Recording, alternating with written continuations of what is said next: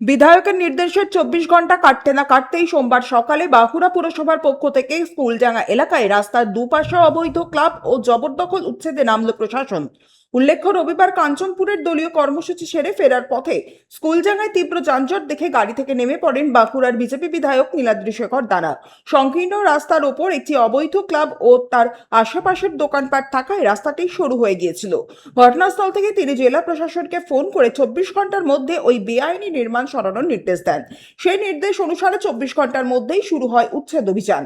Bulldozer চালিয়ে ভেঙে ফেলা হয় ওই অবৈধ ক্লাবটি ও সংলগ্ন দোকানপাট। ঘটনায় বিধায়ক নীলাদ্রি শেখর দানা বলেন, শহরের অন্যতম ব্যস্ত রাস্তা স্কুলডাঙ্গা, ভিভিআইপিরা এই পথে শহরে প্রবেশ করেন, ফলে রাস্তা দখল মেনে নেওয়া যাবে না বলে জানান তিনি।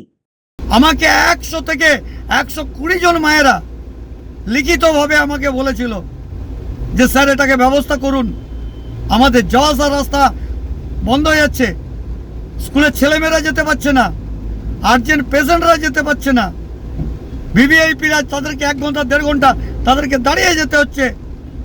এই জন্য ভিভিআইপি বলছি, তাদের ব্যস্ততম রাস্তায় তাদের ব্যস্ততা থাকে, কাজ থাকে, সেখানে তাদের গন্তব্যস্থলে ঠিক সময় পৌঁছাতে পারে না। যার জন্য বাধ্য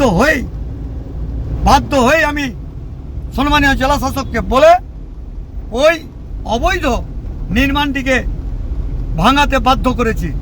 আগামী দিন আরও যে সমস্তগুলো রয়েছে, আমি আপনাদের মধ্যে বার্তা দিতে চাই, এইরূপ কোনো অন্যায়কে আপোষ করা যাবে না। রাজপথকে খালি করতে হবে, ব্যস্ততম রাস্তাকে খালি করতে হবে। আমি কোনো গরিব মানুষের উঠে যাওয়া, ব্যবসা নষ্ট করে দেওয়া, এটা আমরা কিন্তু চাই না।